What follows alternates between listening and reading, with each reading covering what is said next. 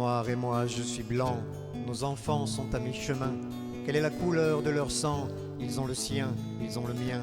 Et dans quel monde vont-ils grandir? Seront-ils du bon côté?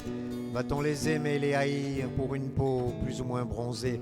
Comme un père, je suis révolté que tous les cons de cette terre croient que leur couleur héritée est la seule qui voit la lumière. Vont-ils un jour ouvrir les yeux et comprendre qu'il y a bien longtemps, les premiers à devenir vieux furent de nous tous les mêmes parents? Y a-t-il dans une seule famille deux enfants qui soient identiques? Alors pourquoi on nous fusille pour une différence chromatique? Juger une personne c'est facile sans jamais lui avoir parlé. On pourrait se trouver débile si quelques mots on échangeait. Sur un sujet, je suis d'accord, il n'y a que deux races d'êtres humains. Il y a les cons toujours plus forts qui se croient les gentils, c'est certain. La deuxième race, c'est la nôtre, qui a gardé l'esprit ouvert, qui ne voit pas la couleur de l'autre, mais voit le cœur qui est derrière. Et si cette différence fait peur, il faut apprendre à s'y soustraire et ajouter à nos valeurs le plus de connaître nos frères.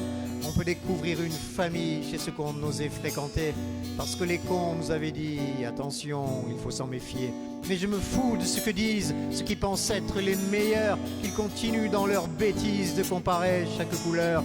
Mes enfants n'ont pas pris la peau, ni de leur père, ni de leur mère, mais pour moi ce sont les plus beaux, les couleurs de mon univers. Quand un homme souffre et puis qu'il pleure, quelle est la couleur de ses larmes? Ce qu'il ressent à l'intérieur montre la valeur de son âme. Si les frontières ne sont que lignes tracées par l'homme sur le papier, la différence, elle, est un signe du grand artiste qui a créé.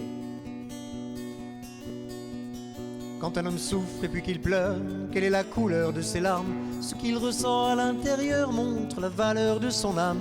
Si les frontières ne sont que lignes tracées par l'homme sur le papier, la différence, elle, est un signe du grand artiste qui a créé.